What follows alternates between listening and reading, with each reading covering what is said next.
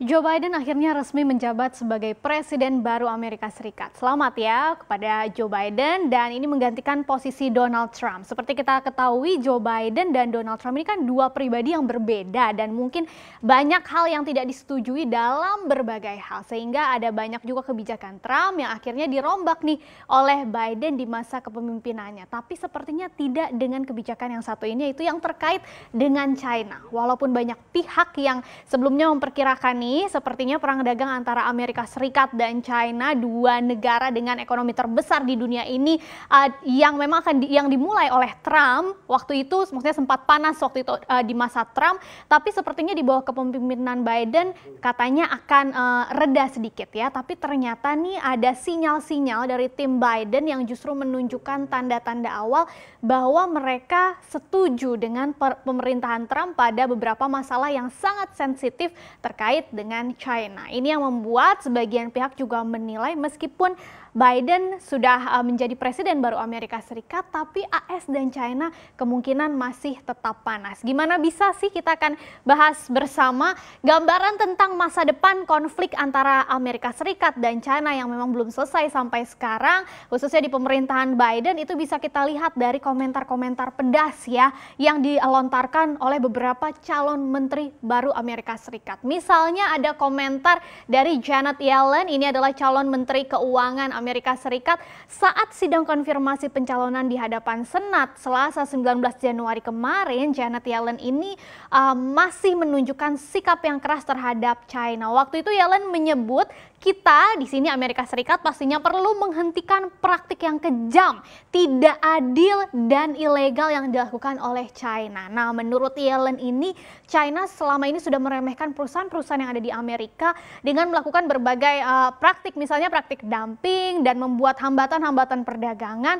sampai juga memberikan subsidi yang ilegal kepada perusahaan-perusahaan Amerika. Selain itu, Yellen juga menyebut China sudah mencuri kekayaan intelektual dan terlibat juga dalam praktik-praktik yang tidak adil, termasuk masalah transfer paksa teknologi. Nah, bukan cuma Janet Yellen, sikap yang sama ini juga ditunjukkan oleh calon menteri lainnya, itu calon menteri pertahanan Amerika Serikat Lloyd Austin. Ini juga menyebut China merupakan ancaman keamanan yang paling signifikan dan dalam jangka panjang bagi Amerika Serikat dan sekutunya juga, serta mitra-mitra AS ya. Jadi menurut Austin ini, tantangan paling signifikan yang akan dihadapi Amerika adalah memastikan bagaimana upaya berkelanjutan Departemen Pertahanan untuk bisa mempersiapkan dan memperkuat militernya Amerika Serikat seiring dengan ada percepatan persaingan dengan China, termasuk juga dengan Rusia. Dan disoroti juga nih tindakan China yang semakin agresif, khususnya di Indo-Pasifik, itu juga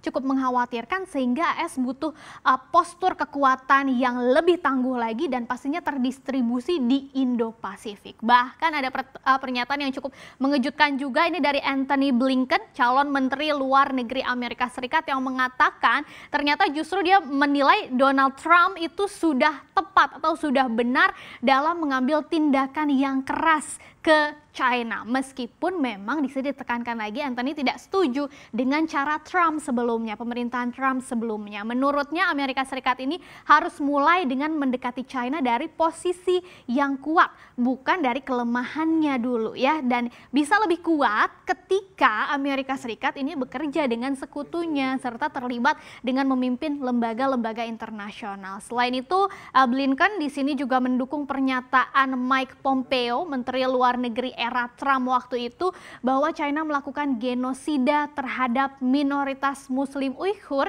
dan sebagian umat Muslim lainnya. Kemudian Blinken juga berjanji akan terus mencari cara untuk bisa memblokir impor produk-produk China yang melibatkan kerja paksa ya. Jadi itu dia serangkaian komentar-komentar pedas dari sisi Amerika Serikatnya. Bagaimana dengan dari sisi China-nya ya? Karena kalau konflik kan melibatkan dua negara ini nih. Dari China-nya sendiri, kenyataannya sepertinya masih sakit hati dengan perlakuan Trump sebelumnya ya. Bahkan momen pergantian atau pelantikan presiden dari Donald Trump ke Biden itu justru dimanfaatkan China untuk bisa membalaskan dendamnya pada beberapa pejabat di era Donald Trump yang memang selalu menuding China China melakukan aktivitas ilegal. Kalau mengutip CNBC International, pemerintah China ini dikatakan memberikan sanksi ke 28 orang kepercayaan Trump.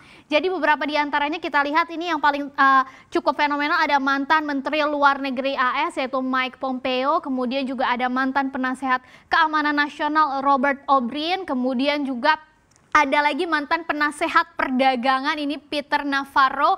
Kemudian selain tiga sosok ini ada juga sosok penting lainnya yang juga dikenai sanksi. Misalnya kita lihat ada mantan penasehat keamanan nasional John Bolton, kemudian mantan penasehat Trump Steve Bannon juga kena sanksi ya. Nah, menurut Kementerian Luar Negeri China nih selama beberapa tahun terakhir kemarin, beberapa politisi AS yang anti China ini disebutkan telah merencanakan dan melaksanakan serangkaian gerakan-gerakan gila yang telah sangat mengganggu urusan dalam negeri China, merusak kepentingan China, termasuk menyinggung rakyat China dan pastinya sangat mengganggu hubungan antara Amerika Serikat dan China. Nah, dengan diberikan sanksi ini, maka ke-28 pejabat Amerika Serikat tersebut beserta dengan anggota keluarganya itu dilarang memasuki daratan Hong Kong dan Macau dan daerah-daerah yang ada di China begitu ya. Selain itu mereka dan perusahaannya atau institusi yang terkait juga dengan 28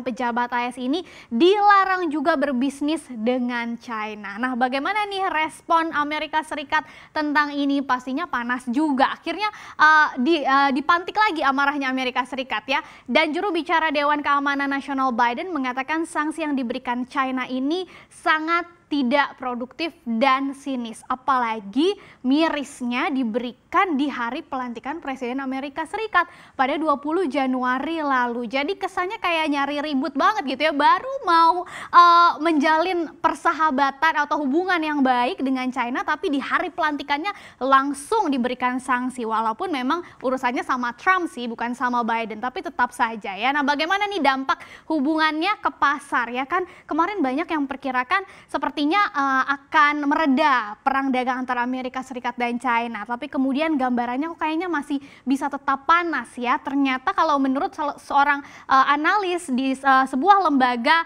luar negeri yaitu Jeffries, meskipun calon kabinet Biden ini telah berbicara keras atau sikapnya mungkin masih akan tetap keras ke depannya dengan China ya. Tapi kami yakin nih sepertinya strateginya akan lebih konsensual dan tidak terlalu mengganggu pasar keuangan. Jadi banyak yang memperkirakan bahwa pendekatannya yang akan dilakukan oleh pemerintahan Biden itu akan berbeda dengan Trump, jadi lebih bersifat multilateral begitu ya, dan jadi nggak sekeras Trump mungkin, walaupun sifatnya masih sama-sama nih, kayaknya masih akan menggebuk China. Tapi yang jelas tadi ada penurunan volatilitas yang diperkirakan oleh para analis begitu ya, dan ini mengindikasikan berkurangnya ketidakpastian pastinya yang ada di pasar.